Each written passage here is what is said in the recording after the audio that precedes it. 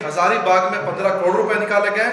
हमारे सोर्सेस कह रहे हैं कि हजारीबाग में 14 नहीं बल्कि लगभग 100 करोड़ 92 करोड़ का फिगर आ रहा है, जिसको छिपाया जा रहा है। और ऐसा ही कुछ बहुत ज्यादा फिगर गढ़वा साहेबगंज से भी आ रहा है। इसलिए हम डिमांड करते हैं कि इसमें कम से कम जुडिशियल इंक्वायरी या फिर सीबीआई जैसी इंडिपेंडेंट इंक्वायरी होनी चाहिए।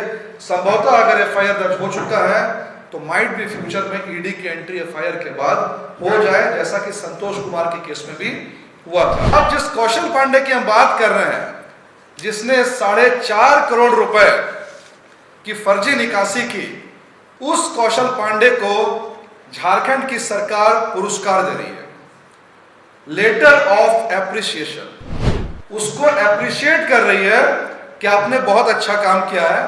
इसमें क्या लिखा हुआ है, जिसके ऊपर में 4.5 करोड़ फर्जी निकासी का आरोप लगे हैं, उसको यहाँ के डीजीपी साहब कह रहे हैं, आपके द्वारा बोकारो जिला अंतर्गत लेखा से संबंधित कार्यों का निष्पादन काफी मेहनत और लगन के साथ पूरा किया जाता है। यह खिलाड़ी कौशल पांडे यह सुनने में अकाउंटेंट लगता है, पर यह अपने जिले में बार बार कोई भी एसपी आया, इसके पहले हजारीबाग में रहा, बोकारो में रहा, वहां यह बार बार दावा करता रहा कि अगर जिले को फंड चाहिए तो डीजीपी को डीआईजी बजट को मैनेज करने की जिम्मेवारी, फंड लाने के लिए जिम्मेवारी मेरी है। आज हम बोकारो में जो ट्रेजरी घोटाला हुआ है और जो जिलों में हुआ है, उस पर इस प्रेस वार्ता को हमने बुलाया है। जैसा कि हम देख सकते हैं कि जब से हेमंत सोरेन जी की सरकार बनी है, तब से यहाँ पर जो वित्त व्यवस्था है, जो फाइनेंशियल मैकेनिज्म है, उसमें अलग ही गड़बड़ झाला देखने को मिल रहा है। आमतौर पर जब एक आम आदमी अपने पैसों को सुरक्षित रखना चाहता है तो वो उसको कई जगह पर रखता है। कई बार उसको बैंक्स में रखता है, लॉकर में रखता है, गोल्ड खरीदता है, लैंड खरीदता है, किसी जगह सेफली रखता है।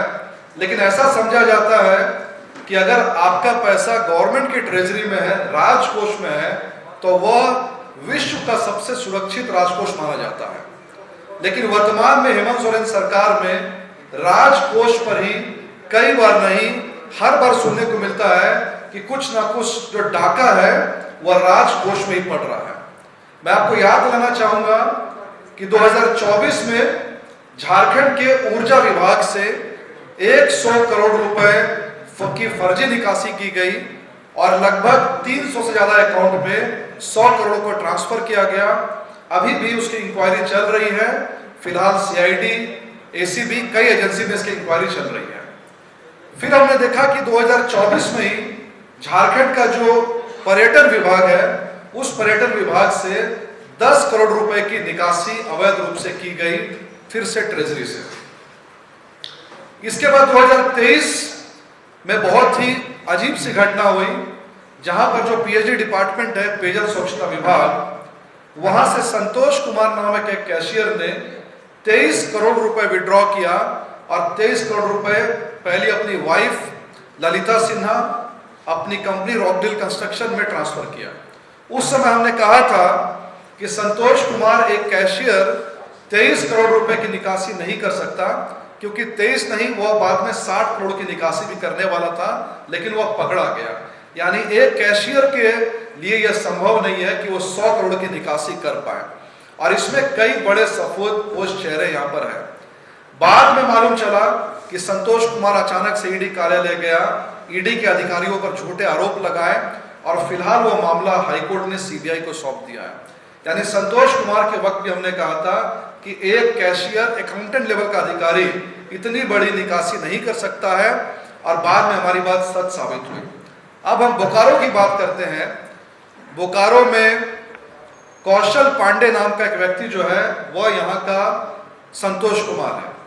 कौशल पांडे वहां के कांस्टेबल उपेंद्र सिंह के नाम पर एक फर्जी, उपेंद्र सिंह जो कि जरा सा कोई बात करे, शांत रहिएगा प्लीज।